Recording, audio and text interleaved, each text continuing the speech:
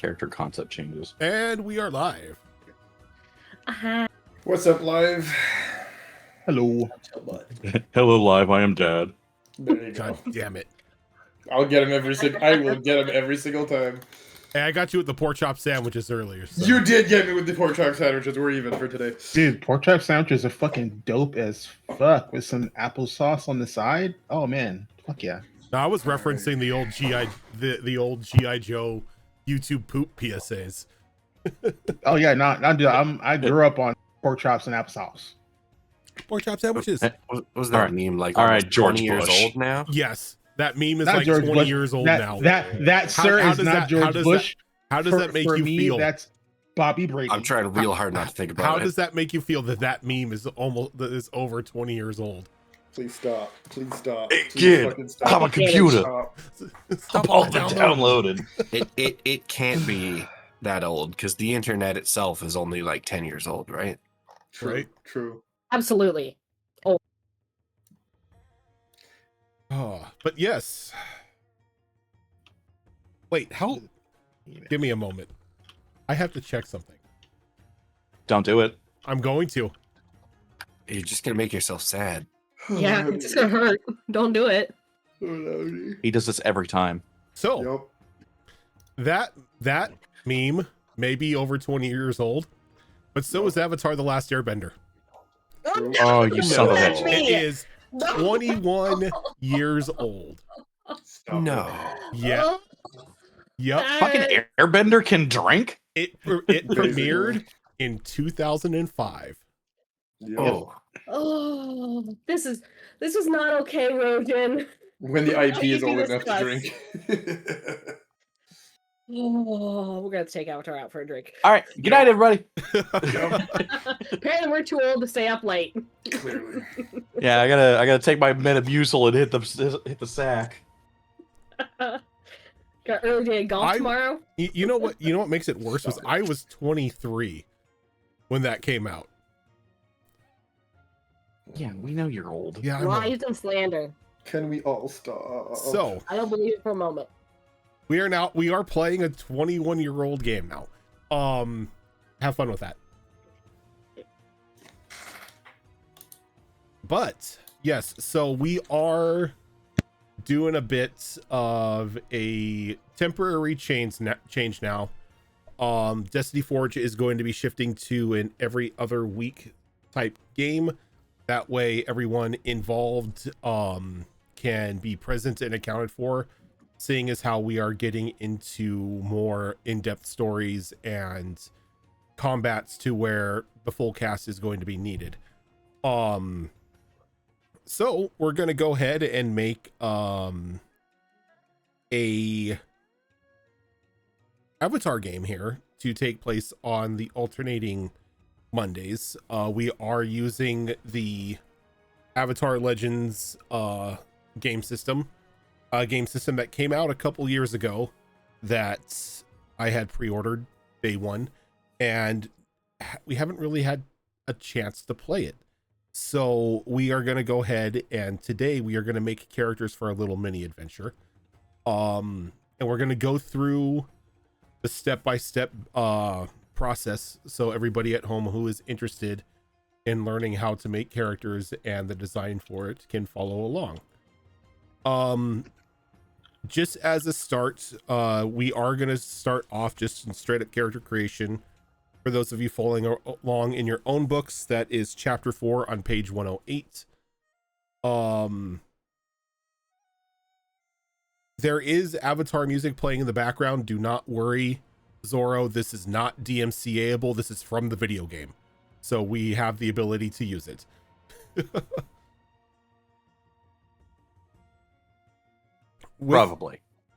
Probably. With that said, kicking things off in character creation, the first thing we have to do is we have to set the place, the era in which our game has is going to be portrayed in. And I had told all of you this previously, that this is going to be taking place in the Korra era. The Korra era, when this game kicks off, is shortly after the end of the Ruins of the Empire comic, which takes place a couple months after the final season of The Legend of Korra.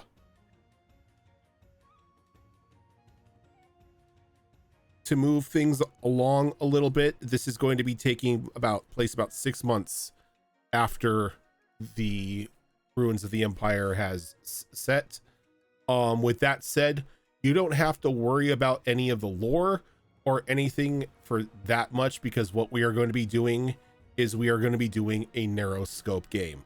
It's going to be focused in one area, and you're not going to be going out and exploring the other nations or dealing with any like massive political downfall or anything like that.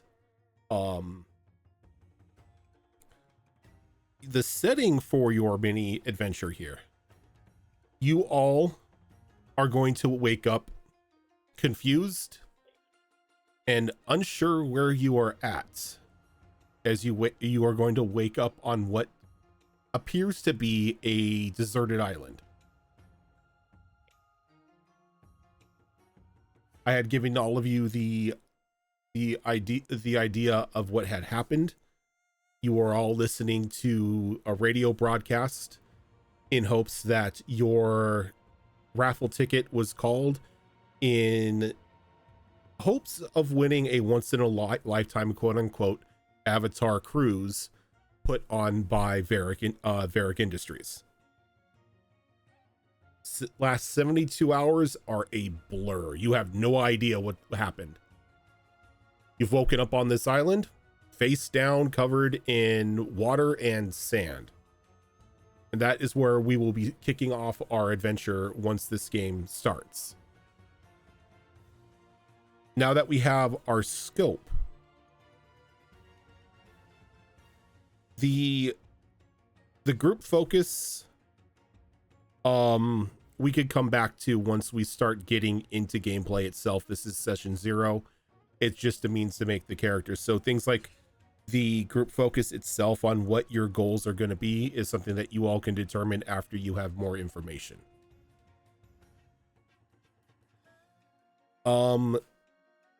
With that out of the way, we can now get into what everybody has tuned in for today, which is the character creation. So we're gonna go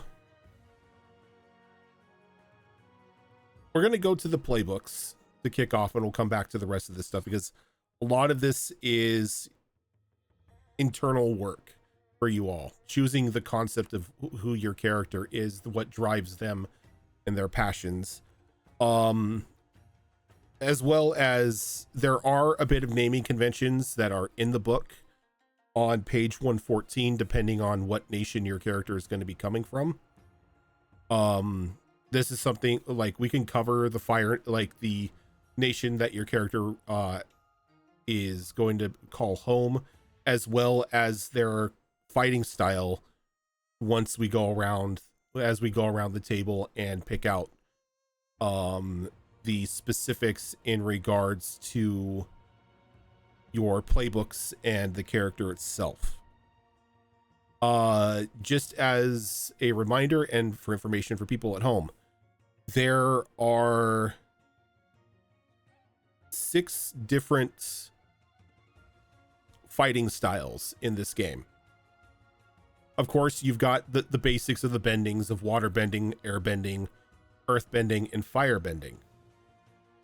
On top of that, you have your non-benders, which use weapons such as things like meteor hammers, broadswords, chi blocking, boomerangs, that sort of thing. And then you have more of, because this is Korra, you have more of a technology as well for things like bomb pellets and complex slingshots, electrified gloves, things that, you know, you've seen. Gun. Yeah, gun. Things that you have seen people like Asami in Legend of Korra employ, like the shot gauntlet and like that.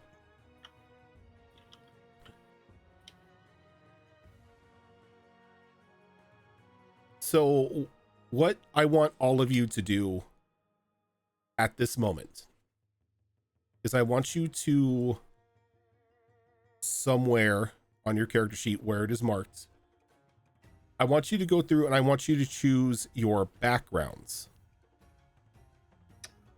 For your I don't have a character sheet on Roll20 yet. I thought I gave everybody the ability to do that. Damn it. Give me a sec. I will fix that in a flash. Who all needs a character sheet?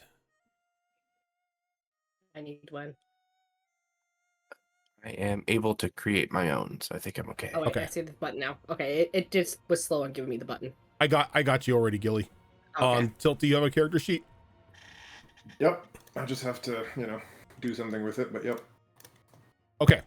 So for backgrounds, you are going to choose 2 of these. The choices that you can make for backgrounds, these are who your character is and what they do for a living. You have options like military, monastic, outlaw, privileged, urban, and wilderness.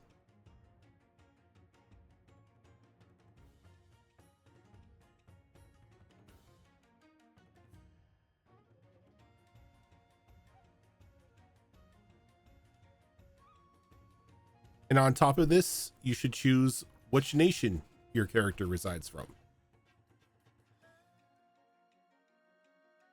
Your options for nations on here are the Air Nation, the Earth Kingdom, the Water Tribes, the Fire Nation, and Water Tribes also include Foggy Swamp, for those who are a fan of the Swamp Benders.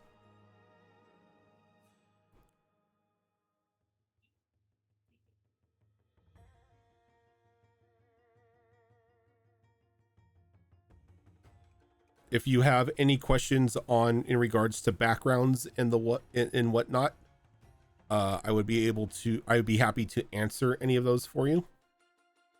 But like I said, you should be choosing 2 of these.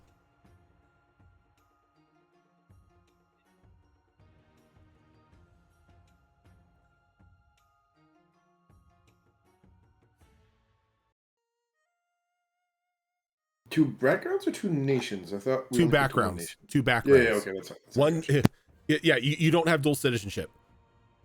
I was about to say.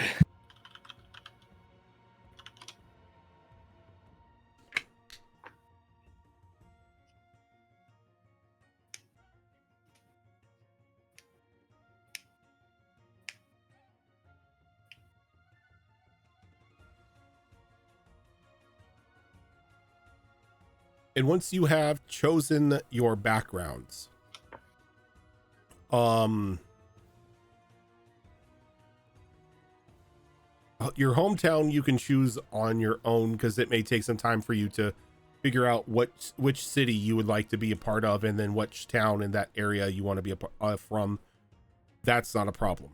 The next thing you are going to want to choose here is your demeanor.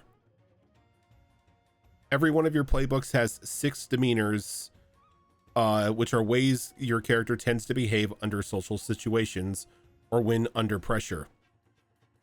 Choose 1 or more from the options listed on your playbook, or make up your own if you have a vision of your character that isn't covered. You might choose demeanors that tie into or contrast each other. When introducing your hero later on in this process, make sure everyone has a sense of how your character presents themselves and acts under pressure, so they can develop a dynamic with them. Demeanor is pretty much how your character is going to be acting in social and stressful situations. So, should we pick a playbook first, then? I mean, you could pick your demeanor and then the playbook, or the other way Doesn't around. let you. Oh, okay, because I thought the Until you pick a choices were playbook. dependent on the playbook. You are right. It is dependent on the playbook. I'm looking at my And- character sheet and it would not let me choose it. And if I'm not mistaken, picking a playbook usually comes from picking the group focus, which comes from basically the story that we're going to be in or what we're choosing to do. Now, you gave us a starting point, so that's no issue for us. Yeah, this way around, yeah. the way that we're doing it, you can choose your playbooks. Like, Okay. this is just a little mini adventure, so there's not going to be a long focus that you guys are going to have to build, like, expansive strategy or anything off of your group dynamic or playbooks. You're kind No, for sure. you're kind of thrown into this situation by fate. Yep, just with the type of starting Yep. point you gave us, that Mhm. makes sense for sure. So what we will do, since you need your demeanors, like Tilt said, they are based off of your playbooks. So does anyone have a sense of which sort of playbook they want to go off of? For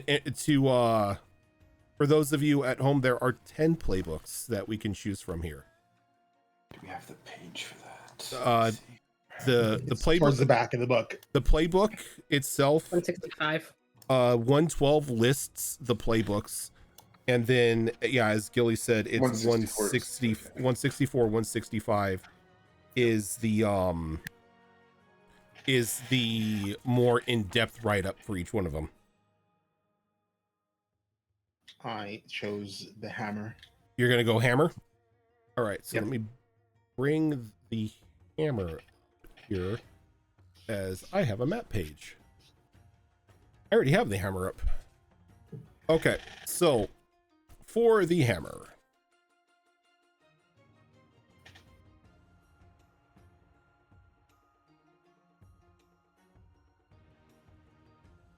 all right, the hammer itself is a strong and tough, and a person who is strong and tough and looking for a deserving face to punch. Players who play the should play the hammer if they want to grapple with what force can and cannot solve. A hammer starting focus is going to be a creativity of +1, a focus of -1, a harmony of 0, and a passion of +1. And your demeanor options are going to be playful, blunt, quiet, loud, excessive, and determined, of what you can choose.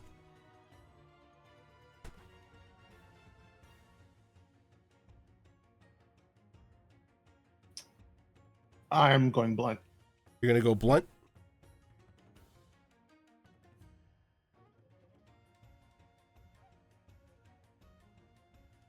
Are you, let's see, are you only taking blunt?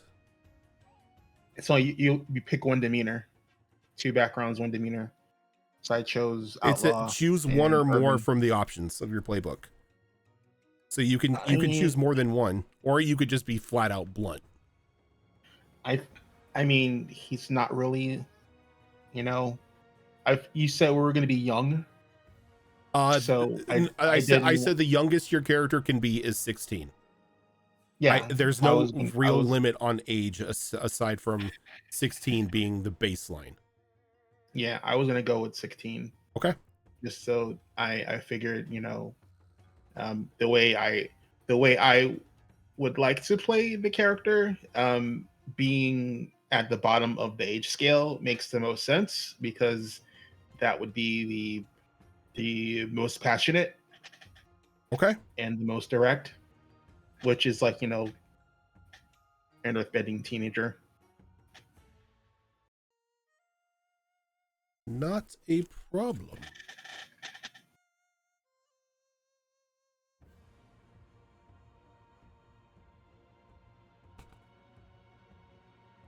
So let me see here. And what fighting style are you going to do?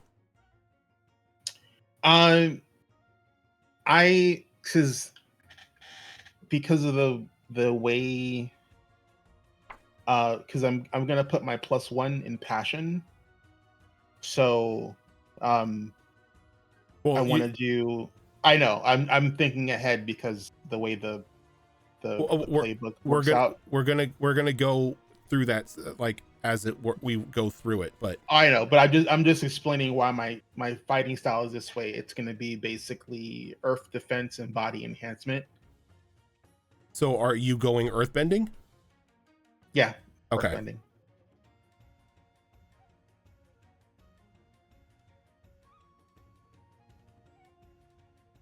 Okay, and then with the sorry, I keep moving my glasses up and down. I can't read my book with my glasses on. As They're called bifocals, Grandpa. I don't have bifocals. That's the point. The hammer has the like, I guess you could call it a class feature called Bring Them Down, which is you've always had an adversary, one who represents things you're trying to smash through tyranny, inequality, war, larger and more dangerous concepts like that. To you, at least this one person, or that to you, this person at least embodies one of them. Your adversary is somebody of significance, powerful, or somebody significant and powerful, and someone who actually deserves the amount of force you can bring to bear. Pretty much somebody's face that you'd have determined needs to be punched and punched repeatedly. This you can have time to work on because the adversary can change. It's not necessarily something you have to set in stone just yet. This is just how a hammer, what drives a hammer. Yeah, I picked one, but I can change it depending on how the setting changes.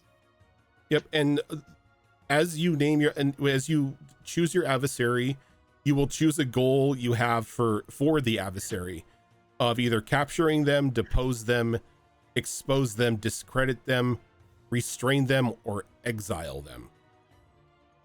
Like I said, there are options of changing your adversary because with this world, there are a multitude of faces that need punching.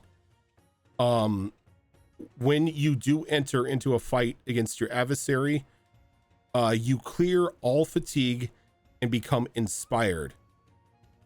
When you select a combat approach against your adversary, mark fatigue to roll with conditions marked instead of your normal stat.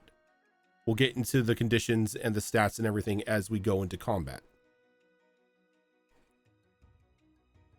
For your moves, you can choose 2 of the following.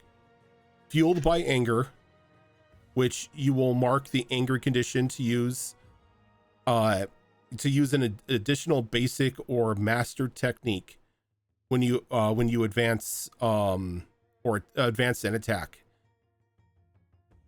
While angry is marked, take +1 on going to intimidate or to intimidate others. Your other option is walls can't hold me. When you rely on your skills and training to dangerously smash your way through walls and other obstacles, you'll roll with passion instead of focus. Punch where it matters. When you assess a situation, you can always ask, who or what here is the most vulnerable to me? Even on a miss. Remember to take a +1 ongoing to act in accordance with the answer. Comprehend your foe. When you defend and maneuver against a foe whose balance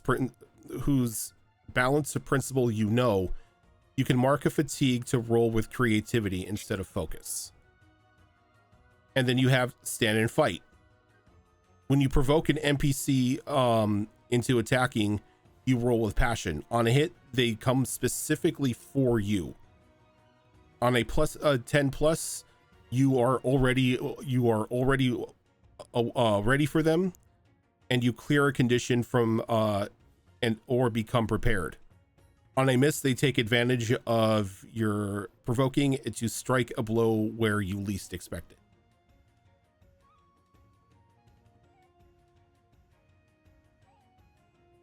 Those are the moves that you start off with, or those you choose 2 of those moves.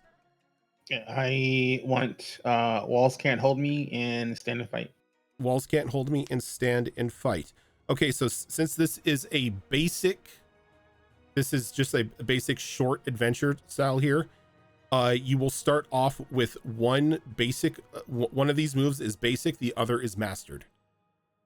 So you can choose which one of those 2 that you chose is the mastered and which one is the basic.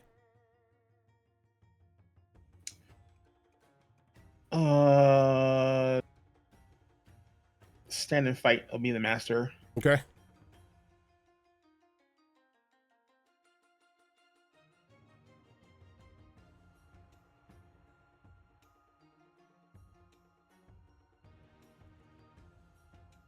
And for like an advance and attack feature, you have what is called overpower.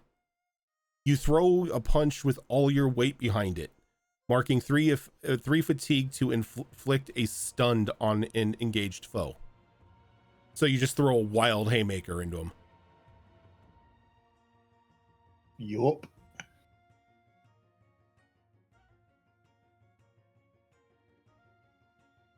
Okay, so that is your character. Your balance right now should be right. It should be at 0. Because you're going to start off with 0 balance.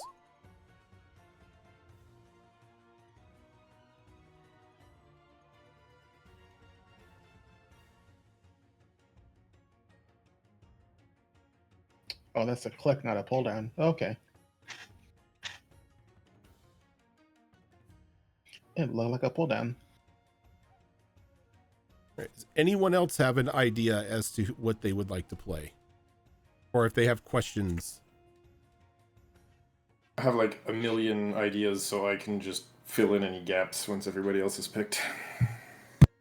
I have one that I'm leaning towards, Okay. but it will require collaboration with somebody else. Ooh. What are you leaning towards? I am leaning towards the adamant, so I will need a lodestar for that. I had a feeling you were going to choose adamant. Fits my vibe. Entail. So, the adamant character will fix the world even if it means breaking all of the rules. Play the adamant if you want to contend with what doing right means in a complicated world. The lodestar, which Fox mentioned, is the one person you often let past your emotional walls.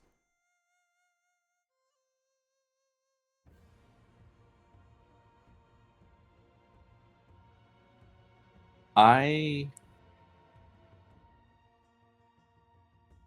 think that we could work well together. Because the playbook I was choosing was the rogue.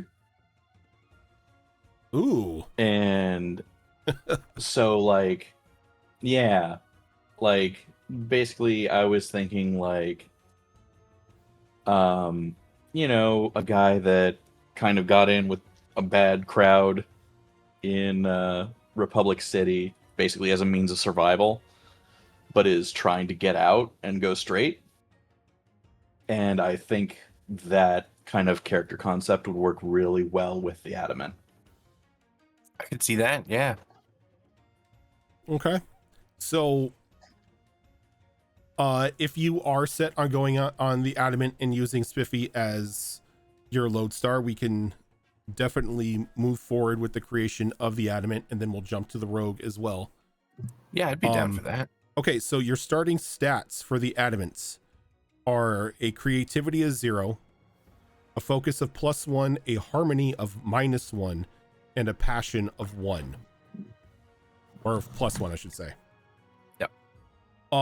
Your demeanor options are above it all, perfectionist, chilly, rebellious, flippant, and standoffish. You can choose, you'll choose one or more of these. I think I'm gonna choose 2, Okay. and I think they're gonna be above it all and standoffish. Okay. I need to go back to Azerin as well because I did not go for the principles here. Because every playbook has its own principles.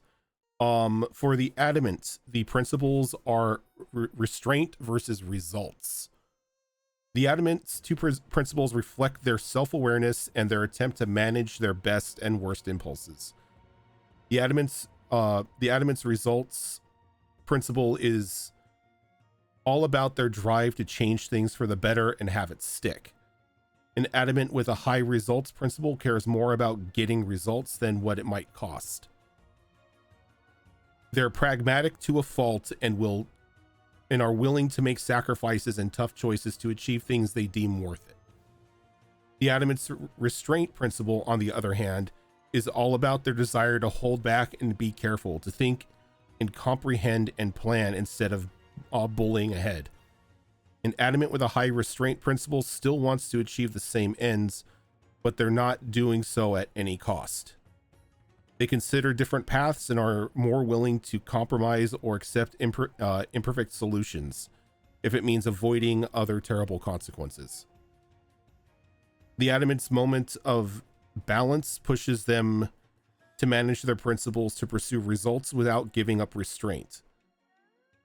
They find that place of equilibrium in seeing other people as people and not just pawns to achieve an end. But then understanding that those people can still help achieve results. The adamant's moment of balance has them treating other dangerous people empathetically and humanely and achieving their results anyway. Like you said, it does require a lodestar, which is another character who you let your emotional walls down.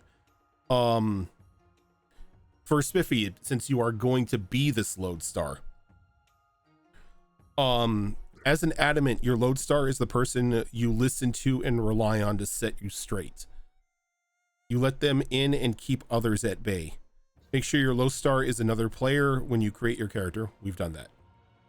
Shutting someone down as described within your lodestar feature represents the way that your adamant character tends not to let people besides the lodestar into their heart. Shutting someone down can be useful for you to inflict conditions and sometimes clear them. But it's important to note that you can never use it on your lodestar. When your lodestar tries to call you out on your principles, it's treated in the worst possible way for you, and you have no way to resist without cost. On the other hand, you can gain advice from your lodestar that can actually help you accomplish your goals when you have a high enough restraint to take the time to actually talk to them. Note that only the first option, they shift your balance, follow their advice, and they shift your balance again, produces an effect that depends upon you actually following their advice. You can change who your lodestar is over the course of play if you guide and comfort someone else. This will also require that they open up to you. If they open up to you, you can make that person your new lodestar. If someone guides and comforts you and you open up to them, you can make that person your new lodestar as well. In either case, if the person being guided and comforted doesn't open up to you, you can't switch. When you do switch, you make sure to clear all conditions above and beyond, or you make sure to clear a condition above and beyond any you might have cleared for the guide and comfort action.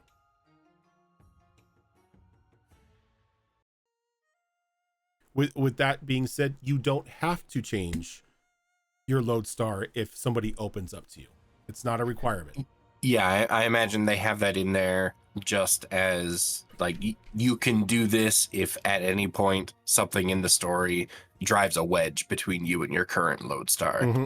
There is an option to move on, essentially. Yep.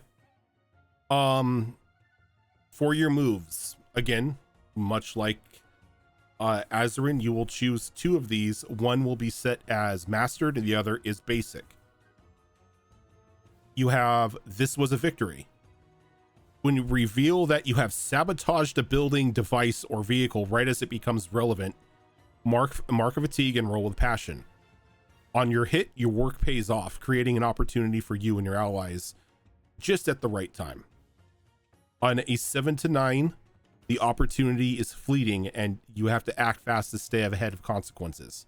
On a miss, your action was ill-judged and something or someone you care about is hurt as collateral damage. Your next move is It Takes One to Know One. When you verbally nettle somebody by finding the weakness in their armor, roll with focus.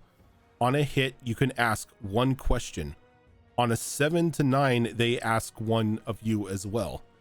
And they have example questions here of what is your principle? What do you need to prove? What could shake your certainty? And whom do you care about more than you let on? There are other questions that you can ask. These are just like examples. Anyone who lies or stonewall will mark 2 fatigue. On a miss, your attack leaves you exposed, and they may ask you one question from the list, and you must answer it honestly. Your next move is No Time for Feelings. When you have equal or fewer conditions marked than your highest principle, mark a fatigue to push down your feelings for the rest of the scene, and ignore the condition penalties until the end of the scene. When you resist an NPC shifting your balance, mark a condition to roll with conditions marked. Hold on. When you resist an NPC shifting your balance, mark a condition to roll with conditions marked, max of +4. You cannot then choose to clear the conditions by immediately proving them wrong. Then you have I Don't Hate You. When you guide and comfort someone in an awkward,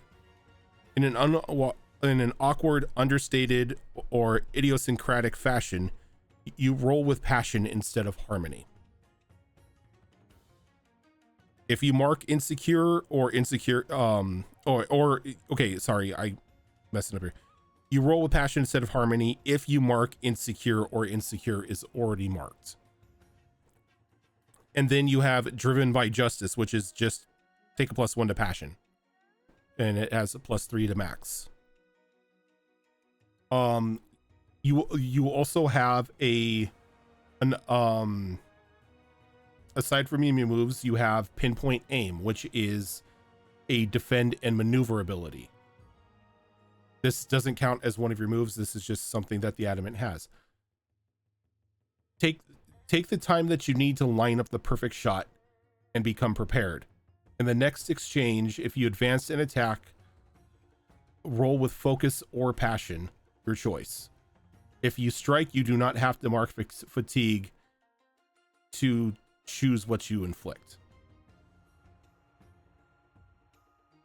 This is your advanced technique.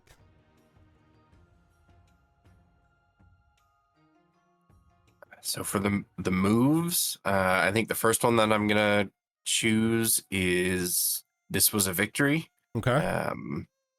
I like that has some built-in consequences where my failed actions impact the people around me. I really like that. That's like a built-in part of that move. Mm-hmm. So I'm gonna take that one, and then I think I'm also gonna take Takes One to Know One, because it much like This Was a Victory has those built-in consequences, but it's more of an RP focused move, it feels like. So I like that balance of those two. Okay. Which one are you taking as your mastered ability and which one is going to be the basic? What does that affect? So What is a basic ability and what is a mastered ability? I will bring that up in a second. Hey, Rojan, Yee. I'm sorry, and I never do this. I think you might be confusing that with combat techniques. Am I refusing? Because You know what? You are right. I am confusing that with combat techniques. Never mind. I am confusing that with combat techniques.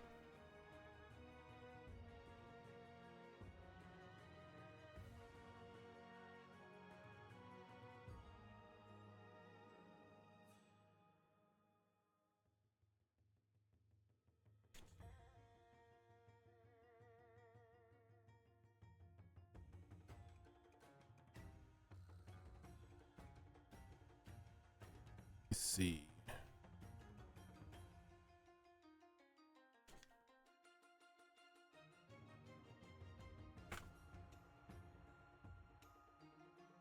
I'm flipping through the pages here trying to find the combat techniques itself.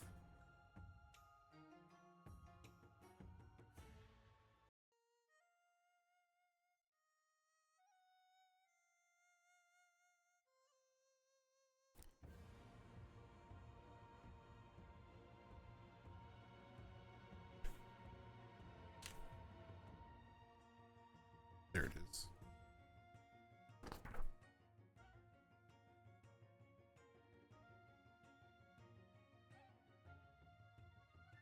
Okay, yes. If you're playing a single session at the game start with a mastered technique.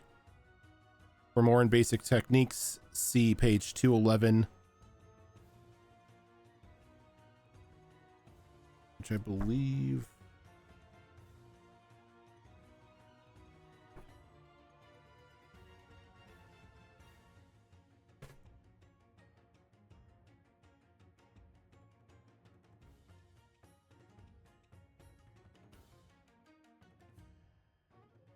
Okay, that we can go over outside of the character creation, because that's going to take some... Yeah, that's going to take some... It's going to take some...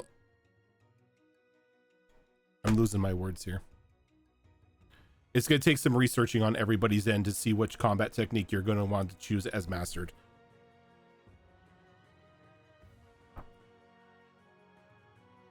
But thanks for the catch, Snippy. yeah, no problem.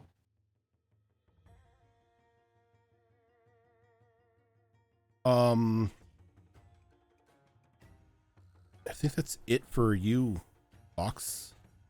I think so. All right, and so then that will go over to your lodestone or your lodestar, who is going to be Spiffy, who you said was going to be playing a rogue. All right, so the rogue is a rule breaker, a joker, a delinquent, a figure on the fringes who snipes at people in charge. Your starting stats are going to be a creativity of 1, a focus of 0, harmony of -1, and passion of +1. And then your demeanor options are acerbic, joking, cynical, sly, extreme, and wild. I only took one demeanor, which was cynical. Cynical, okay. Mm-hmm. For your principles, you have friendship versus survival. Oh, that's right. My bad. What's your fighting style, Fox? Oh, the problem with Avatar is that they're all really good choices. Yeah. Yep. And I've always leaned towards water bending, but also you can be a Kyoshi warrior. So in response to that, I think I'm going to be a firebender. Nice. I could water bend, or I could be a Kyoshi Warrior, fuck it, fire. I mean, an adamant. That's a firebender. That makes sense. Passion, fire. You know. That's what I was thinking. Yeah. I like that. So far we have a firebender and an earthbender. As earthbender is what do you call it? What Azerin took. Yep.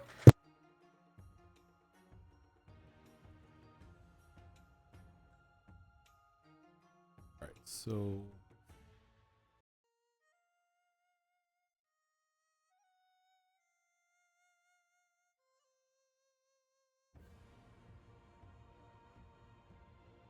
all right. So for your principles, it is friendship versus survival. The rogue's principles represent their struggle with their habits, formed out of a need to survive and their desire to not drive others away with the same bad habits. The rogue's principle of survival is their drive and need to selfishly make it through difficulties alive, but not necessarily well or triumphantly. They grew whatever defense and strategies they needed to make it through the bad times, mostly intact, but their defenses and strategies often left others out in the cold and tended not to produce constructive results.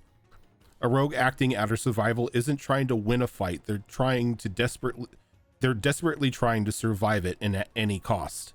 A rogue with high survival is self-centered but practically impossible to destroy. The rogue's principle of friendship, however, represents their desire to actually form bonds over their desires to simply survive. Surviving at all costs includes the cost of most friendships, and the rogue is aware of this tragedy. Committing to friendship means deciding that maybe connections with their companions matter more than just trying to avoid harm. A rogue with a high friendship is willing to turn their hard-won survival skills and strategies to the task of helping their friends. The rogue finds a new way to combine these two principles in their moment of balance. In their moment of balance, the rogue realizes that protecting their friends is a way to survive as well. That protecting people that they care about protects the rogue as well. The rogue breaks all the rules, but does it to help others and thereby helps themselves.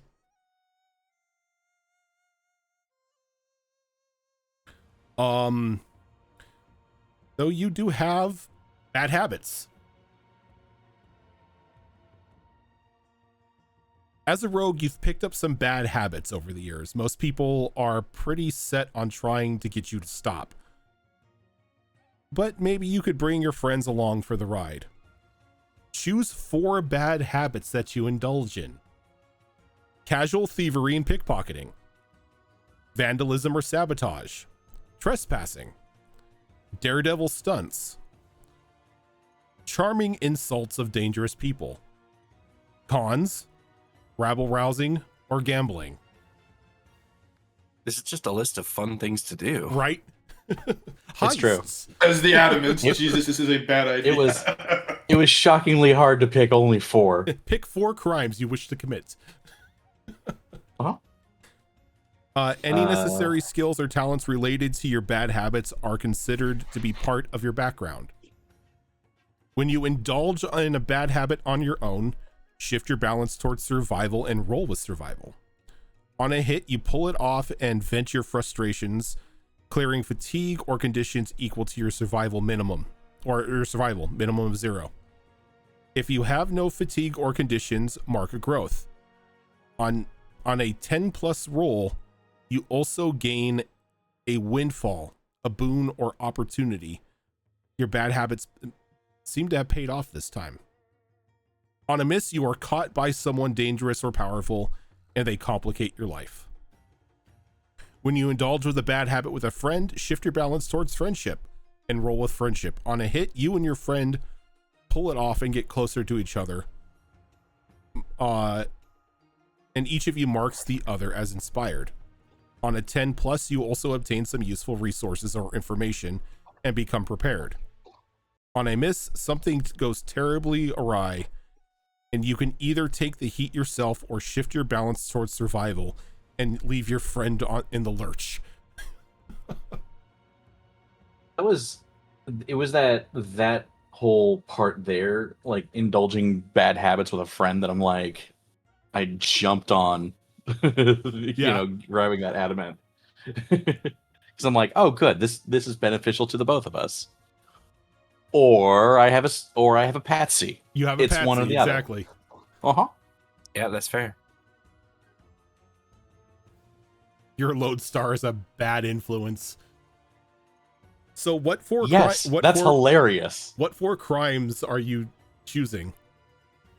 So I took casual thievery, vandalism or sabotage, cons, and rabble rousing. Okay. Your backstory just says crimes. Yeah. All right, so for your moves, again, you get to choose 2, which is Roguish Charm. When you plead with an NPC or guide or comfort someone by flattering them and empathizing with them, mark 1 fatigue to roll with creativity instead of harmony. A Slippery Eeled Hound, or Slippery Eel Hound, I'm sorry. When you defend and maneuver, you can choose to seize a position to escape the scene. Foes must mark an additional 2 fatigue to stop you, and you may bring any allies within reach as you retreat. Is that the best you got? When you goad or provoke an NPC into a foolhardy action, say what you want to them and roll with passion. On a 10 plus, they just do it. On a 7 and 9, they can choose 1 instead. They do it, but more intensely than expected. You're taken off guard. They do it, but a bit more carefully than expected. They gain advantage against you. They don't do it, but they embarrass themselves. They mark a condition. Or they don't do it, but only catch themselves at the last minute, and they stumble and give you an opportunity. On a miss, they are provoked to take a harsh action directly against you in a way that you are ill prepared to counter. You're not my master. When you resist an NPC trying to shift your balance, roll with a +2 instead of a +0. And casing the joint. When you assess the situation, add these questions to the list. You may always ask 1 extra question from these options, even on a miss. What here is the most valuable or interesting to me? Who or what is the most vulnerable to me? Or who here is in control, the wealthiest, or has the most power?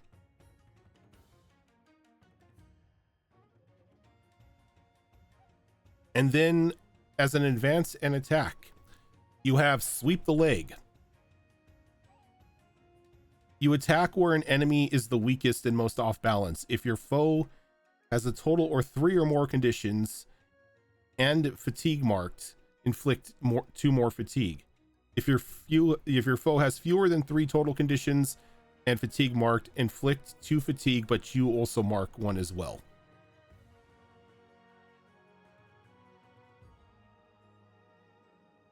Yeah, I was pretty stoked about that. Yep. Sweep the leg is these are the advanced techniques that you have. Yeah. So the sweep the leg, that is a combat technique that I get for free. Yep. For my moves, I picked casing the joint, and is that the best you got? Of course. Because I think those are great. Casing the joint and shit talking. Basically. Since I know kind of the next thing that we're going to talk is like the fighting style, there was a thing that I actually needed to ask your permission for. Yo. So in general, my character is also a firebender. Okay. However, since he did kind of grow up on the streets and all of that, I wanted to see if I could get your okay to take the combat move improvised weapon from the weapons playbook or Improvised weapon. techniques. Mm-hmm. That's in the combat techniques. It's yes, but it's specifically a weapons technique. Yes, let me see.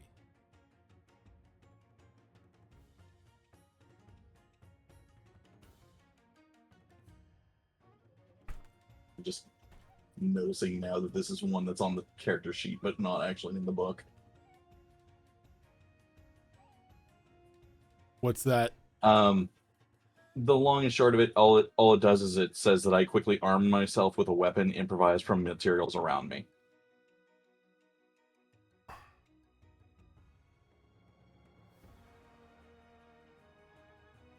But I thought it was good flavor more than anything else. Huh. Let me get back to you on that. I need to look through it. Cool. Okay, no problem. Otherwise, I was just gonna take heat metal. Jesus Christ. What? That's how you make the fire look like an electrical thing. You just heat the metal inside the wire until it. We got two Fire Nation troublemakers up here. Yeah, don't worry about it. Leave it to the Fire Nation to cause trouble. Right? Always. You're not Don't worry doing about it. the Fire Nation any favors here. It's okay. It's for the greater good. There was peace, but then the Fire Nation. Yeah, guys yeah. Crimes for the fucking greater around and good. find out. Okay, Robin Hood.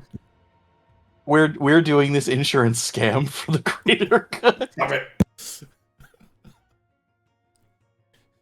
Can you explain to me how tax evasion is for the greater good? I mean, they're not spending your money properly. Should you give it to them in the first place? Okay, so far we have an earthbender and two firebenders. Gilly, Tilt, do either of you have an idea of what you are going to be doing for your character? I'm gonna let Tilt go first because I'm still reading through some stuff. Okay. Tilt, Okay. Yes. what were you thinking? I mean, I've got, like I said, 18 different ideas. It just keeps growing the more I'm reading the book. But one that I am interested in is the Airbender one I mentioned to you a little bit earlier. So I might just go with that. I forget what that is. Don't worry about it. We're going to go through it step by step right now anyway, like I said. I was going to say, so what playbook I never are sent you the gonna whole use? thing anyway. I just asked you a few random questions here and there. But yeah, sure, let's do it. So what playbook are you doing? You know what? I think we need a bit of balance in the force after all the troublemakers we have. I'm gonna go with an idealist. The idealist. I don't know if this is balance in the force here. The idealist Actually, has a yes. past full of suffering and tragedy that strengthens their beliefs. Play the idealist if you want to awaken hope in everyone around you. Okay, your starting stats are going to be a creativity of 0, a focus of -1, a harmony of +1, and a passion of +1. Mm-hmm. So we find the idealist. Your demeanor choices are lonely, compassionate, joyful, grieving, earnest, and resolute. So I'm gonna do the opposite of everybody so far, because just like D&D, I hate alignments. I'm gonna take everything except for lonely. Jesus. Okay. This isn't really alignment. This is just how your character, handles certain situations. Well, there you go. As long as you know you're going to be held to it. Oh yeah. Different. I'm gonna use all 5 of those depending on what situation I'm in. Okay. I forgot to go over this with all of you. I'll have to go back to the others because I just noticed I've been skipping over this. But your moment of balance is the pain of the world can be overwhelming, but balance brings peace. You bring everything around you to a stop. Villains, arguments, disaster, and you set the world right. Tell the GM how your compassionate actions end a conflict utterly and completely. We go bring back. balance back to the force. You bring balance back to the force. For the hammer, your moment of balance. You can knock down every wall in the world, but balance isn't found in conquest and destruction. You know some walls need to stand in order to keep people safe. Tell the GM how you put yourself directly in the path of an inescapable threat to completely protect someone or something from harm. Nobody's playing the Guardian yet. For the Adamant, your moment of balance is you've held true to the core of conviction, even while getting your hands dirty to do what you deemed necessary. But balance means appreciating that other people are just as complex as you are, not merely obstacles or pawns. Tell the GM how you solve an... Sorry, my eyes are crossing. Tell the GM how you solve an intractable problem or calm a terrible conflict by relating to dangerous people on a human level. Rogue, Grimes.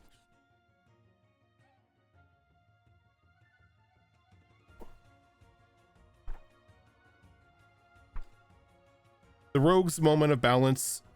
You learned early on that you had to do what you needed to do in order to survive, and that sometimes that meant you lost friends.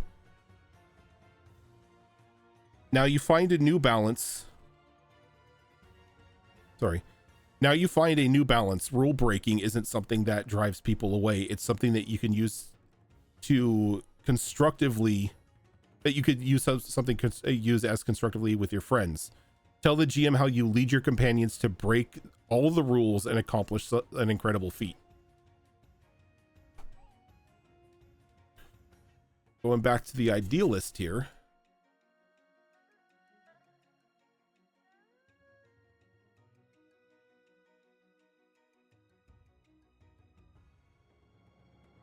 Here we go.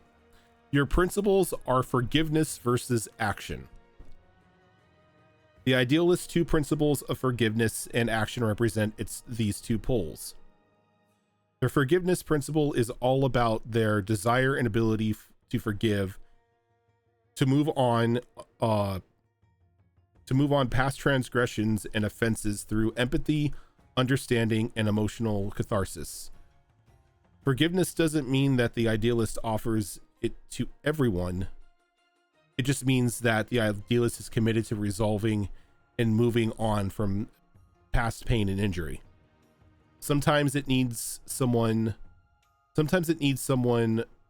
repentant on the other side. Other times the idealist expresses forgiveness. The idealist expressing forgiveness is more important than the perpetrator asking for it. The idealist action principle, on the other hand, drives them to take action, to do things and change their world directly.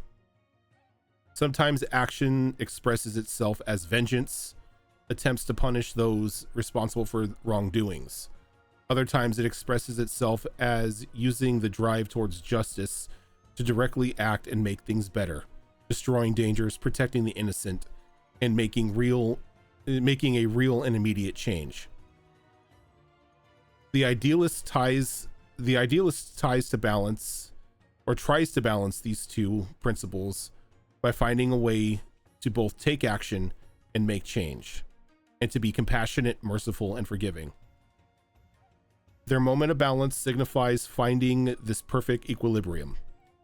The idealist stops the actions of others, whether through skills and training or through their words, and finds a way to fix a major problem through compassionate actions.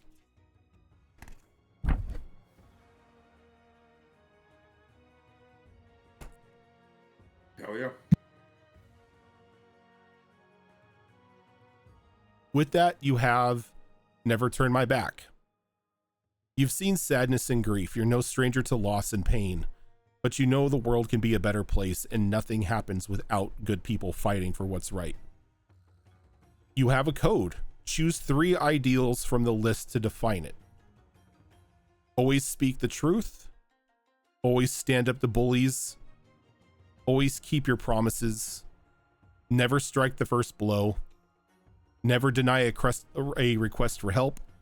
And never leave a friend behind. When you live up to these ideals at a significant cost, someone who witnessed or hears about it will or hears about your sacrifice approaches you to affirm their allegiance to your group's purpose. Write their name down on a list of allies below. This will be like somewhere you're going to keep on your character sheet. Yep.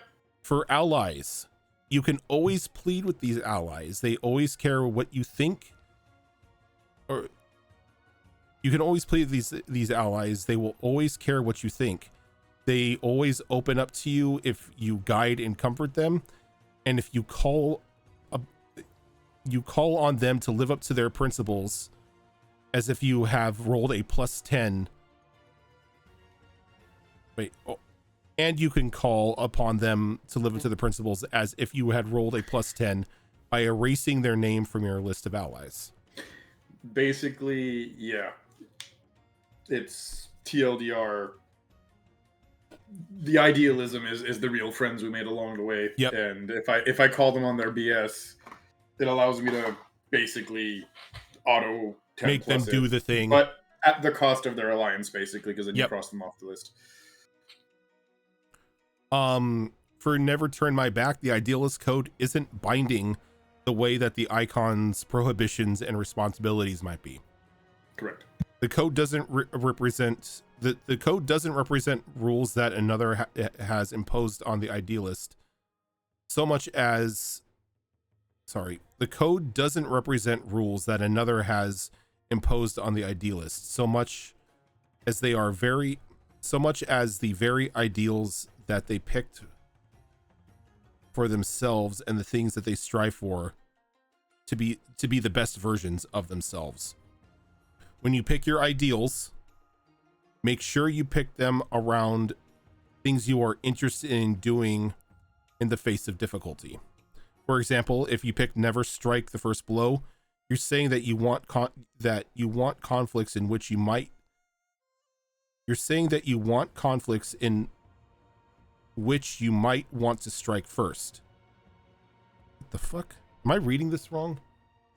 Okay. For example, Basically, if you pick Never Strike the First Blow, you're saying that you want conflicts in which you might want to strike first. Maybe you'll face off against an obnoxious, terrible enemies who try to provoke you into attacking.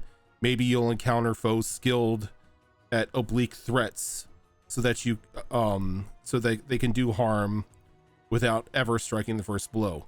If you don't pick Never Strike the First Blow, however, you're saying that you're disinterested in conflicts about provocation and foes who can't and shouldn't be targeted directly. basically. All right. For your moves, again, okay. you choose 2. Okay. Did you want me to give you the 3 code things for Oh, Never Turn My Back? the 4 codes, yeah.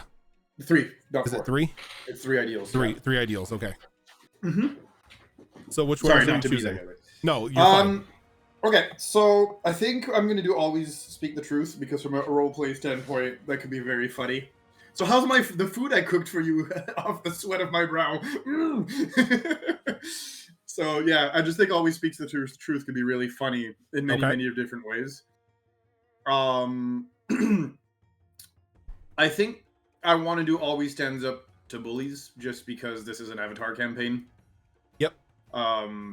Also a good way to make sure we don't cross the lines. Are we the bullies? And then I think to finish here,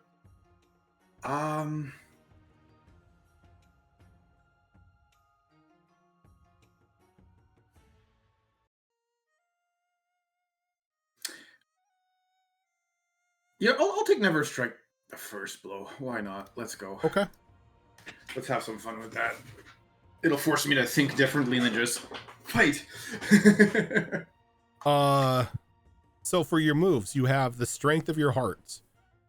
When you use seize a position, foes mark 2 fatigue to try to block your movement. Whatever I can. When you spend time talking to the locals about the problems, roll with harmony. On a hit, you hear about the most significant and serious problems at hand. The GM will tell you who it affects and what's the cause. On a 10 plus, you can ask follow-up questions about the problem or cause. You'll take a +1 ongoing when you act on the answer. On a miss, you wind up creating a whole new problem with your questions. Your rules stink. When you stand up to an adult by telling them that their rules are stupid, roll with passion. I think that's standing up to anybody, not just an adult. On a hit, they are surprised by your argument and they must shift their balance or offer you a way forward past their rules. On a +10, both of these happen. On a miss, your efforts to move them only reveal how strongly they believe in their system. Mark a condition as their resistance leaves you reeling. It doesn't belong to you. When you secretly pocket something owned by someone undeserving, roll with harmony. On a hit, you swipe something from them, your choice, without them noticing you took it. On a 7 to 9, the thing you took isn't exactly what you thought it was. The GM will tell you how. On a miss, you grab the goods, but they notice and pursue as soon as you exit the scene. And you can't knock me down. When you are engaged in combat with a superior opposition and openly refuse to back down or flee, roll with harmony. For the rest of the battle, whenever you defend and maneuver, you cannot choose to escape the scene by using seize position for the rest of the fight. So you'll choose 2 of those. So I'm taking strength of your heart for sure. And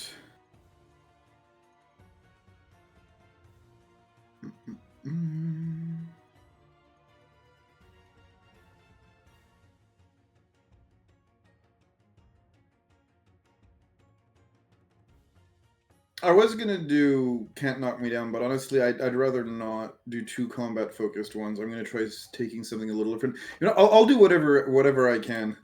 Okay. I think that's a good way to link with the community and everything, and it makes sense too with the whole always stand up to bullies things and whatever I can. I'll do what I can to help, that kind of stuff. So I think we'll do it that way. And for your advanced technique, you have Disorient, which is advanced in attack. You pummel an engaged foe with quick blows. Mark -1 fatigue to shift their balance away from center. Like all of this, like away from center and roll with harmony, everything will play into, like, will make more sense once we start getting into combat roles in the thick of the gameplay itself.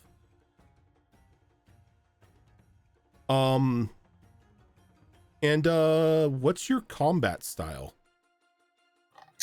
So, being an airbender, I actually picked a fun little tidbit of lore from the old, like the first anime, not the Korra one, but from the first anime, where Aang was asked why he never fought with weapons, and it was against Avatar, not Avatar, but airbender philosophy and all that stuff. But he did say that if he had a handle with no blades, like a hollow handle with no blade, he could make a wind blade out of it. So I picked up on that and I said, you know what, I'm going to go with that. Okay, so you're an airbender, is what I'm hearing? I am an airbender. I have basically a wooden handle with no blade, and my abilities and everything will go off of that.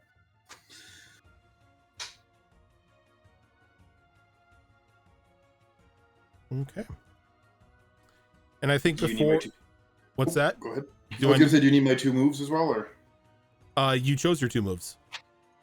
Oh, I meant my 2 combat techniques that we're supposed to pick. But No, yeah, we're gonna never go. mind that. We're gonna go into that later.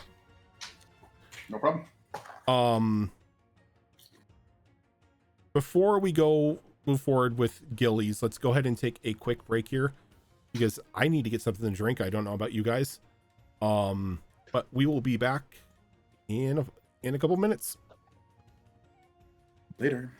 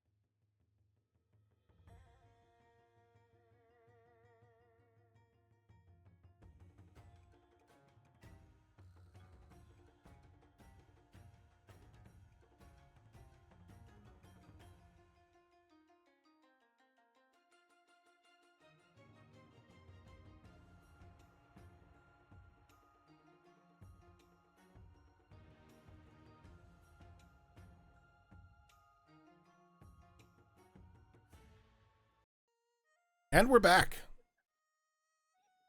No, we're not. Hold on. Give me a second. No. Now we are. I forgot to turn my camera back on.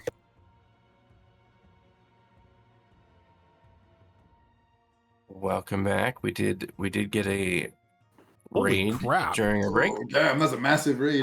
Legends of Adventurous. Thank you for that massive raid. I do have to take this opportunity to say two things. One, I've been a fan of your guys for a long time, so it's awesome to see you here. And I am so looking forward to Neon Odyssey. Right. Yes! The Yes. content that you guys have put out for that so far, and the Kickstarter that you guys are doing, oh man, it's incredible. I pitched it on the Kickstarter. I can't wait. Welcome on in, everybody. Yes, we are doing a session 0 today for a Avatar game. A little Avatar mini adventure to hold us over on alternating Mondays. And I think we are in the process of making the final character with Gilly. Yeah. So far, we've got 2 firebenders, an earthbender, and an airbender. So I'm wondering what you're going for, Gilly. I'll tell them while we're on break that I was completely shifting to like one of my other. So I had like a few different concepts I had thought of and what I'd want to do with them. I had concept A and concept B and C. I just had to shift to one of B or C because concept A was also a firebender, and I'm like, I'm not doing this. I'm not doing this. You don't want oops all I do firebenders? No.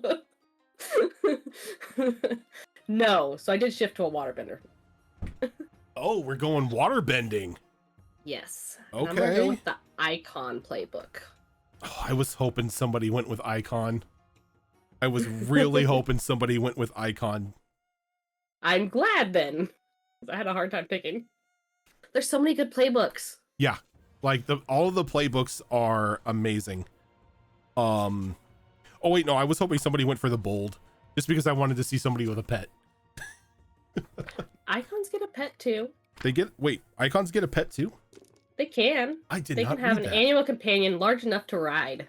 Oh no. Oh no. Although the bold was actually on the list for this character as well, but I think the Icon fits a little better. Oh no. Okay, so the Icon comes from an ancient tradition and inherits some serious standards to live up to. Play the Icon if you want to be torn between your heart and your duty. So, for the Icon, your starting stats are a creativity of 0, focus of +1, harmony of +1, and a passion of -1. Your demeanor options are naive, playful, needy, sad, haughty, or grave.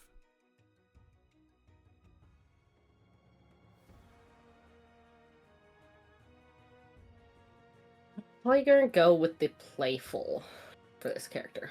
Okay. Just straight up playful? I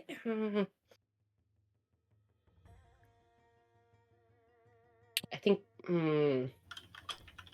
probably playful and grave. I know they're kind of opposites, but it's going to work. I have ideas. Okay. The cabbage seller is actually a cryptid in this game. Yes. He's had enough of everybody just destroying his cabbage cart that he's become just a giant mass of cabbage that tries to attack everyone. I'm sorry for spoiling the game. In the Korra era, it would be his son, not him. Oh no, it's him. It's still him. It's him. He's just in disguise as his son. His spirit has transcended into a cabbage cryptid. Right. Fight me. I did want to tell you, Rojan, for some reason, Gilly's camera is not showing on the thing. Gilly, right what now. did I you don't know do? if it's on her end or if I it's broke on it. ours or. Give me a second. Okay, it's weird. It didn't lose its place. It's just black. No, I know what it is. I just forgot to grab Gilly. Oh, That I see how it is. That is a Rojan classic.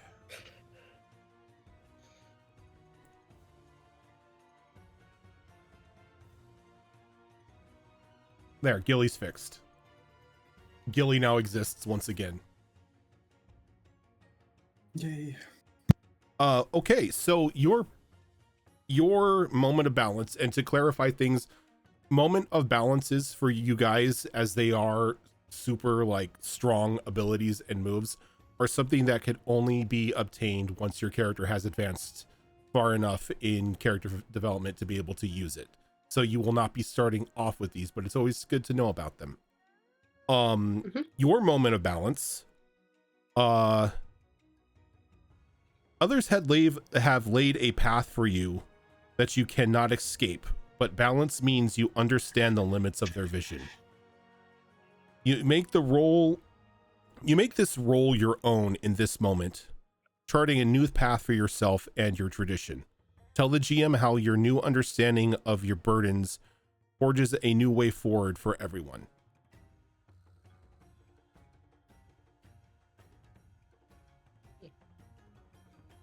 So your principles are role versus freedom. The icon is split between the two principles of their role and their freedom.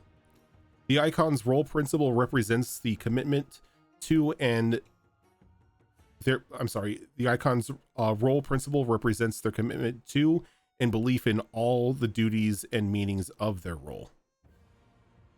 The higher their role, the more they believe in those duties and the greater their adherence to that job.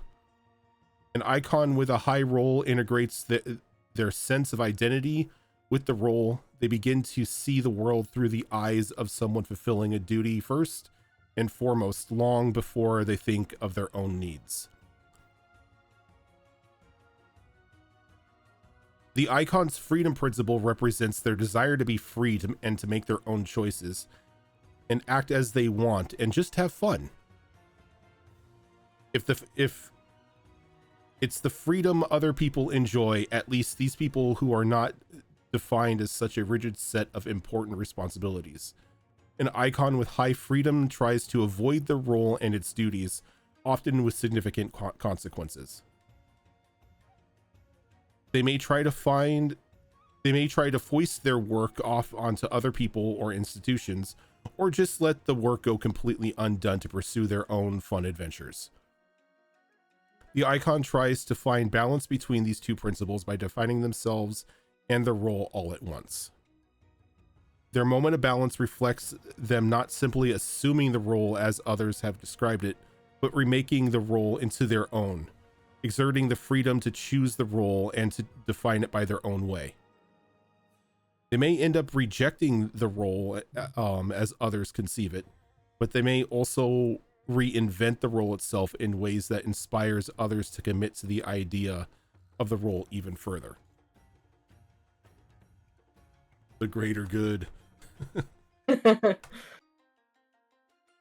So, much like the last couple people who have made characters, you have something called, you have a couple choices to make here with burdens or burden and tradition.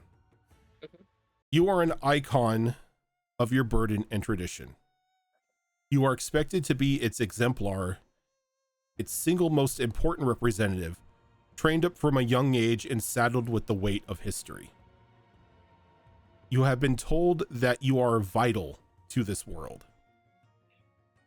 You will choose up to 3 responsibilities of your burden and tradition that you are expected to assume, which are protecting humanity. I think this is like, this is just a, they did this list completely different from everybody else's. Like everybody else had like checkbooks, and this just looks like a run-on sentence. It does. It took me a while to realize like, that was the list. Is this a quote or is this an example? Okay, so protecting humanity from natural disasters and dark spirits, destroying dangerous creatures, overthrowing tyrants, serving and defending rightful rulers, performing rituals, providing aid and succor to the downtrodden, searching for hidden histories and artifacts, guarding nature from threats and destruction, and the safekeeping of records and relics. You choose 3 of those responsibilities. And then you choose 3 Prohibitions. Never refuse an earnest request for help. Never express great emotion. Never run from a fight. Never start a fight. Never deny someone knowledge or truth. Never use your role for gain or profit. Never intervene in a community without invitation. And never withhold forgiveness. And never steal or cheat, which is going to cause so much problems. Right? I saw that, and the temptation was there just to cause problems, but Dude, I would love it. not. I would love it just because we have two criminals with us. I know. The choice is how much of a chaos gremlin do I want to be? Everyone just assumes I'm going to be a criminal, as if I've ever done any crime in any of our games. Oh, please. The word Do I the word heist is in multiple of your character's vocabulary. do I need to actually start listing them? May I point out Saturday Be here all when night. you rated the magical equivalent of the SCP Foundation for cool magic items. Listen, if they didn't want me to rob the place, they wouldn't have invited me in. Can't argue with that logic. Right. That's exactly how that works. Yes. Yeah, it's exactly. I'm a crime vampire. I can't steal from you unless you invite me in. Now, can I convince you to invite me in so I can steal from you? Absolutely. That is within the playbook. So, if you when you live up to your role through the responsibilities of your burden traditions, despite oppositions or danger, shift your balance towards role instead of marking fatigue. And clear fatigue equal to your role, minimum 0. If you break tradition, when you directly and openly break a prohibition of your burden and tradition, mark a condition, shift your balance twice towards freedom, and mark a growth. At the end of the session, answer these after your standard growth questions. Did you uphold your responsibility? If yes, shift balance towards role and clear condition. Did you break a prohibition? If yes, shift balance towards freedom. Underline one prohibition you broke during the session. If it's already underlined, cross it out. It doesn't mean that cross it out. It doesn't mean anything to you to break it again.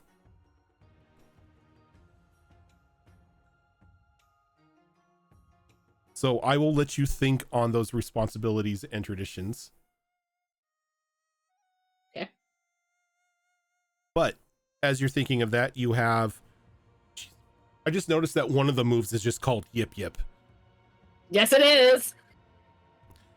So you have 2 moves that you can choose from your playbook. First is use their momentum. When you are engaged with a large or powerful foe, you mark a fatigue to advance an attack with focus instead of passion. If you do, you become prepared and may also choose to use retaliate as if it were an advance or attack technique.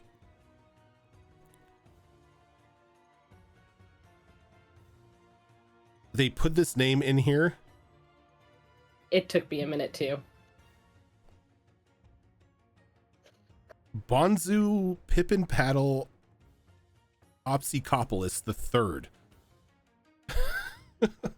Nice. When you trick an NPC by assuming a silly disguise or fake identity, you mark insecure to treat your role as if it was a 12 plus. If insecure is already marked, mark 2 fatigue instead. Concentration, you just take +1 focus for max of +3. Otter penguins, unagi, and hot springs. When you visit a newly inhabited location, or a newly inhabited location you might know about, roll with harmony. On a 7 to 9, ask 1 question. On a 10 plus, ask 2. PCs who interact with one of the answers clear. If PCs interact with one of the answers, might clear 1 fatigue or mark growth. What's the best local pastime? What's an interesting location? What interesting locations are nearby? Who's the most famous person here? What special tradition is prized by the locals? And what's the most interesting legend locals recount about this place? On a miss, the GM tells you what you are expected to find. They will tell you how this place is different. And then, yip yip. You have an animal companion large enough to ride. Name them and choose their species. Sky bison, polar bear dog, eel hound, cat gator, elephant mandrill, Gemsbok bull, Shirisu, Komodo rhino, saber-tooth moose lion, Jesus, flying boar, walrus yak, or the flying fish hippopotamus. When you fight beside your animal companion, mark -1 fatigue to become favored for an exchange. When something hurts your animal companion, mark a condition. When you and your friends travel via your animal companion, everyone clears all fatigue. So those are the 2 moves you can choose. I mean, one is already spoken for because how can you pass up an animal companion ever? Large or small? He has a bear. I need friendo. I heard he has a bear. You mean a turtle bear? No, No, just a bear. You mean a platypus bear? No, just a bear. What?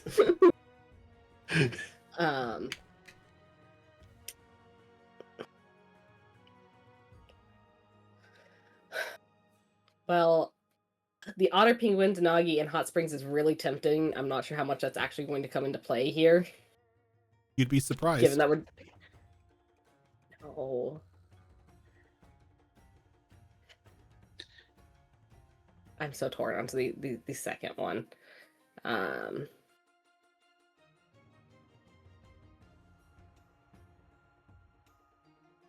the silly disguise thing is hilarious, but I think I'm gonna have to go with otters, penguins, Nago, and hot springs. Don't know why, but it just sounds interesting to me, and I want it. And then yip yip. Yeah, there's no other option. The funny thing about your like hot springs, etc. thing is that it's basically like the rogues casing the joint, but looking for different things. Yeah. Yep. Where it's like you're gonna be like, okay, where can I go penguin sledding? And I'm like, all right, who's the mook I can steal from? Yeah. Also, the person who lets you go penguin sledding. Yep. Come on. Oddly enough. Yeah. And as for your advanced technique for this class, you have Wall of Perfection. It's a defend and maneuver. You create a perfect wall of defense around yourself and your allies. Or all allies directly next to you. Mark -1 fatigue to block a single attack towards the wall, or keep an enemy at bay who tries to penetrate the wall. I mean, that kind of works as a water bender. You can throw up a wall of water. Yep. Water, ice. Yep. You name it. Okay. Now that everybody has their characters, and I think we have oops all benders. Oops. I was very, very tempted by Kyoshi Warriors, so that might have to be my next avatar character. Gotcha. So now that you have your characters, for your stats, you can add a +1 to one of those stats. And if you wish, you can shift your balance to either side by 1. If you wish, you don't have to. And this is how it will start off as we go into the game.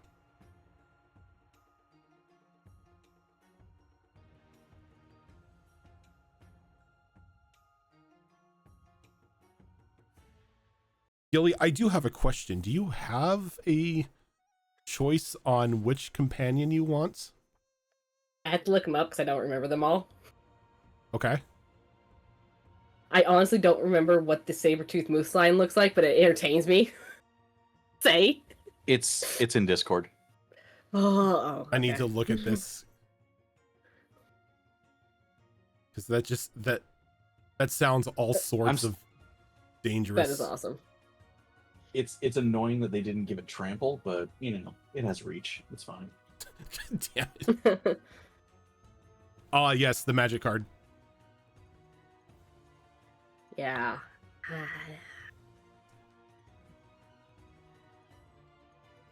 Okay, so you're going to have a saber-tooth moose lion? Yeah, probably. Okay. I can Yeah, justify this yeah. for a waterbender, okay? It has moose in it. I'm not saying I'm not saying that, you know, you're limited to, you know, a polar bear dog or anything. You can choose whatever you want. All right, Yeah. so you've got a saber-tooth moose lion. Do you have a name picked out for it? No, but it's gonna be something absolutely ridiculous. Something utterly cute. It's gonna be an absolutely adorable name Muffin. for this terrifying thing. Yeah, sure, we'll go with Muffin.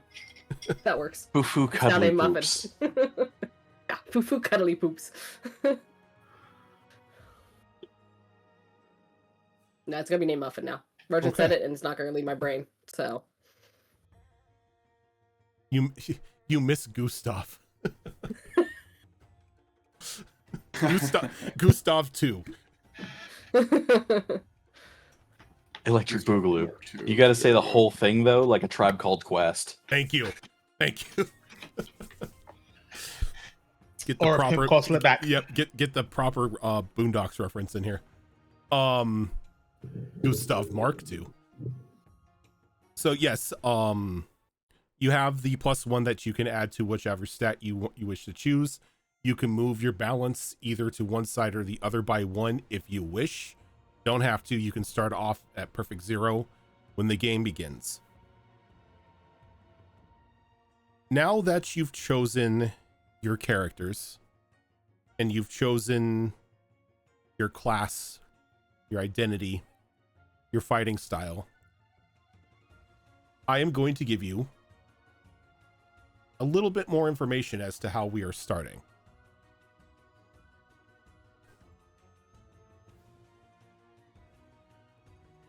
When you awaken on the beach,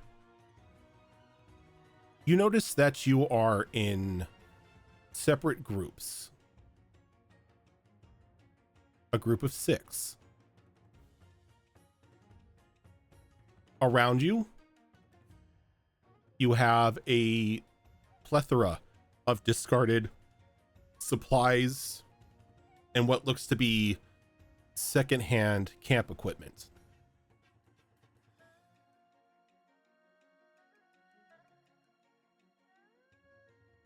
On one side, or in one camp, it is going to be Azarin's character, Gilly's character, and Tilt's character, along with 3 NPCs. In the other camp, we will have Spiffy and Fox's character along with 4 NPCs.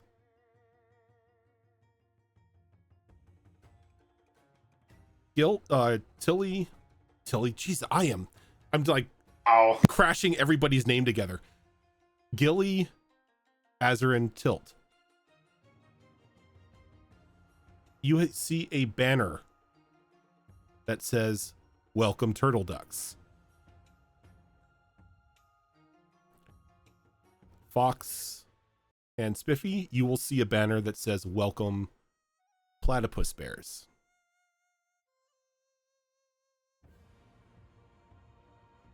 And then a little secondary sign that says Avatar Survivor, presented by Varrick Industries.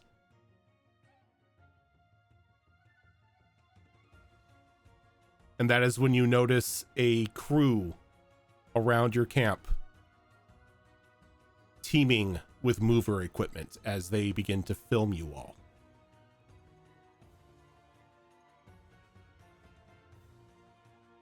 And when we pick up in 2 weeks, you will find out what awaits you in this twisted little game show that you seem to have been put into. I don't remember signing no damn release forms. You did it when you entered the raffle. Yep. It was the You terms and conditions that you didn't didn't read the fine print. I can't sue because I got that free trial of Disney Plus. Mhm. Damn it. So yes, Avatar Survivor. Have fun. God. This is That'll going to be good.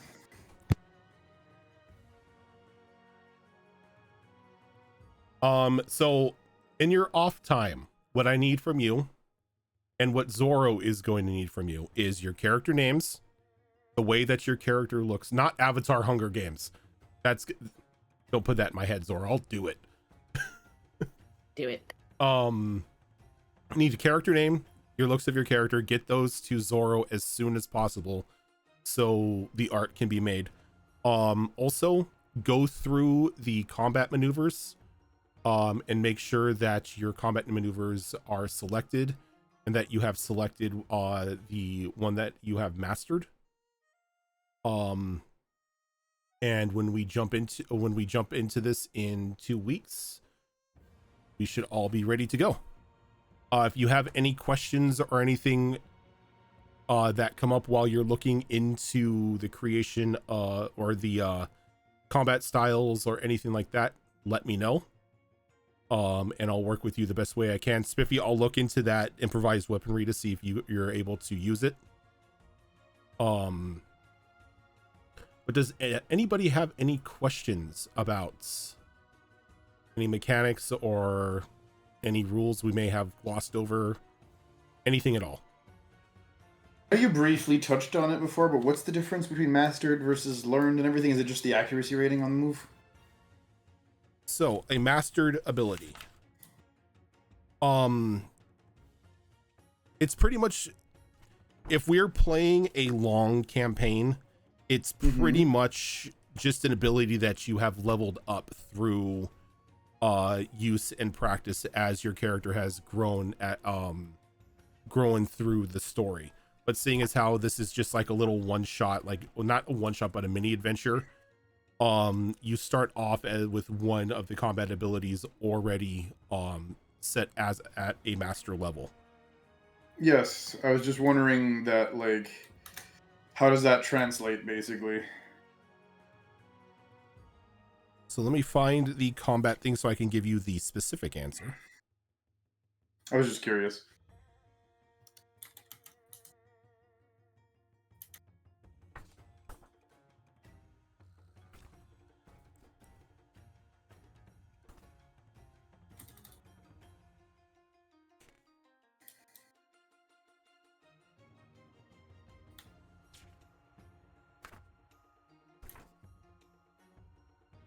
Should have had this one marked as I was looking at it. Yeah, I was just looking at it too, but I don't remember what page it was on. It evades us every time.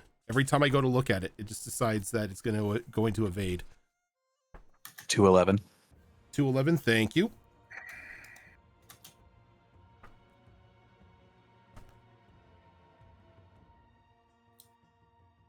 Also, Zoro was asking if you had an idea for the official title for the game. For the layout. Yes, I do. Zoro, you can title this Escape from Varrick Island.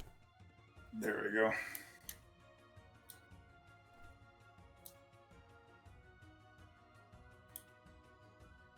I got you, boo.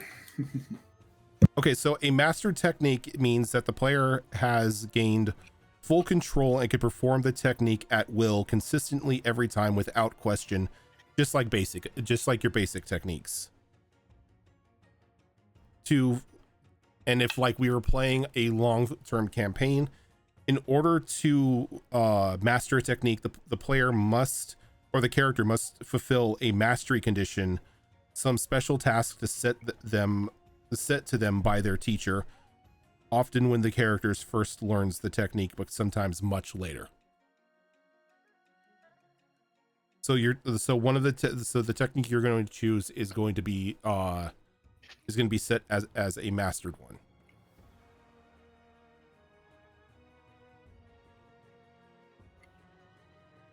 Okay, and remind me, we're only picking one, or we're picking two, right? One that's mastered and one that's just learned?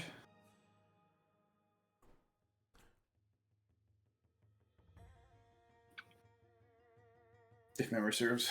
Let me see here for a short form one. I don't know how the other ones work, but Oh, wait, that might for be the, the long for the one. hammer, my overwhelm is my master technique. It is, but you can also choose a different master technique if you want. Like the special So, thing. so I would start with 3 techniques instead of 2. No, because the moves are different than techniques. Correct. Because you're going to have. So, Go ahead. So I think what he's asking is, so our, because I think his is like mine, where so I get sweep the leg as an advanced technique from my playbook. That would be your mastered one if you choose it. Cool. Yeah. And then you I'm have not gonna not take it. That move is sweep the leg, Johnny.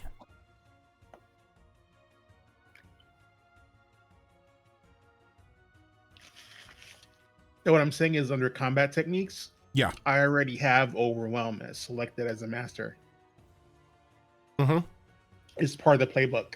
Yeah, that's your master ability unless you want to choose another one. And if you choose another one, then you don't have overwhelm. Okay, Okay, that's how it works. Okay.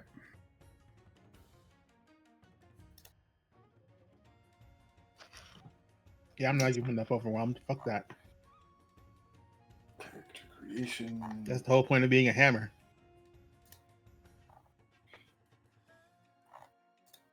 It's at the end of character Booty creation. Sensei. Booty Sensei. Mm,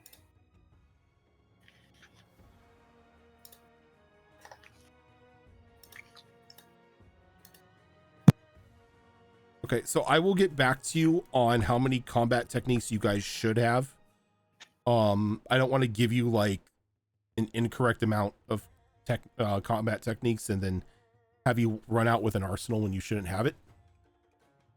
So I just want to be sure that we're doing the right thing with combat techniques.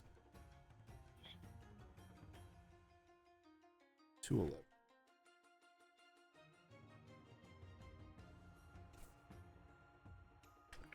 Oh, and by the way, nobody has specialized bending yet. Oh, darn. It also means none of the rare techniques that have that little asterisk next to them, correct? What's that?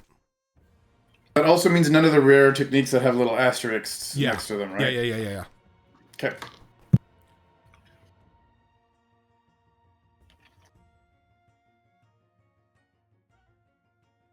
Right, so does anybody need anything else?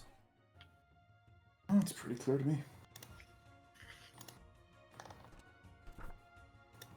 Don't think so. I think that is everything.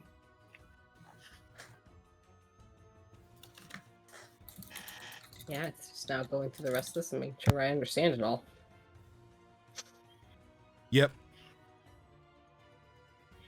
There is I'm not going to say it's required reading, but it'll probably be good to read through a good portion of the book, especially when it comes to the moves and abilities that you have, not just like the basic combat, but like the calling somebody out on, like calling people out, or when you push your luck or anything like that. Because all of those actions are something that can be done outside of combat. They're basic moves. You can catch those on page 127.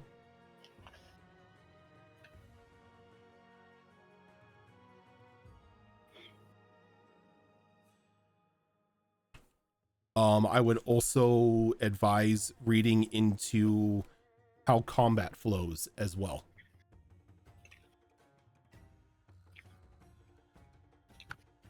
Okay, I found the thing that you were looking for. I think on page 122. 122, you say. Combat techniques. If you're playing a single session game, you start with a single master technique. If you're creating a character for a full campaign, or in this case, a mini adventure, start with one mastered technique and one learned technique. Okay, so you have that single master technique that you're going to have. Now, that does not mean that is the only thing you can do. based on how combat is flowing, or yep, the bot isn't working, Fox.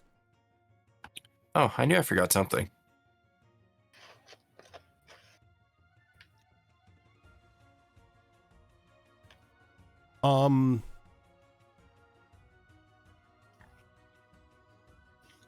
Yep, next session will be in 2 weeks here, so it will be on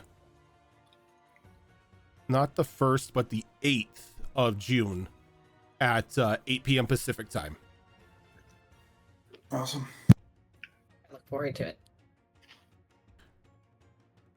But I cannot wait to get into this system. For as far as I've read into it, looks absolutely amazing. It looks like it's gonna be a lot easier to understand and to like flow with. I mean, granted, we will have a little bit of, you know, growing pain with it because it is a new system for all of us, but we learn by doing. Yeah. And the cool thing about this is that it's a powered by the Apocalypse game, which means that there are also other games that use this exact system that, I don't know, maybe will be a thing that we see in the not too distant future with another one of our shows. With another one of our shows. Mm-hmm. Alrighty. But also, Apocalypse World is rad. Yeah. Yeah. Well, I think with that, I think we are good to wrap up for now. I think we should send the love over to somebody. So Fox, as I'm going through the basic spiel, could you find us somebody to send these wonderful people to? Could somebody else do that while I turn the bot on? Oh shit. I've got one. Oh, you got one? Yeah. Here, let me... It's another D&D show? I'll just... It is. It is Okay. another D&D show. I'm going to send you the link in Discord. Is that Okay. what I'm doing? Just send me the name in Discord and I can do that because I have to do the raid command. All right. Got you. Okay. But I'm going to go ahead and silence this music for just a moment here. Thank you everybody for tuning on in today for our session 0 of our Avatar game, which is now named Escape from Varrick Island. If this is your first time here, this is not the only show that we do. On alternating Mondays now, we have our longest running show here on the channel, Destiny Forge, currently in our 4th campaign, which is another 5th edition D&D game that I run. That will be coming up next week on June 1st. On alternating Tuesdays, I believe it's next week is the next show, Tilt, correct? Correct. This coming Tuesday. This coming Tuesday. No, not this week. Next week. Oh, Sorry. Yeah, I Next don't week. English very well. My apologies. Yes. Alternating- Next week's Tuesday. Alternating Tuesdays, coming up, starting up again on next Tuesday. We have Star Wars Tales of the Outer Rim, which is a Star Wars game run by Tilt. Thursday, coming up this week, we have another episode of A New Era, which is another 5th edition game that I run. Alternating Thursdays, we have Mass Effect Horizons, which is a Mass Effect 5th edition mod that is run by Zorro. Saturday, coming up this week, we have another episode of The Downfall of Propriety, which is a Bridgerton-inspired mini-adventure run by Malls.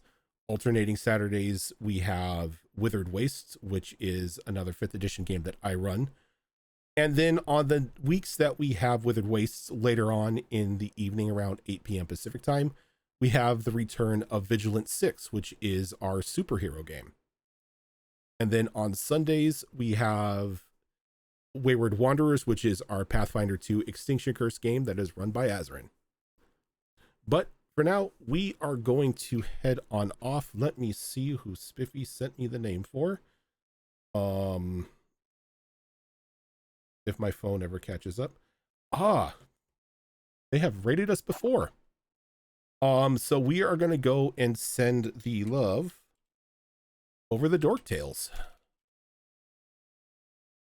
It'll be super surprising for them. I believe there we go. I was muted, but I said ooh. So we are going to go ahead and send the love over to Dork Tales. Thank you everybody for tuning on in, and we will catch you on Thursday. Bye, everyone.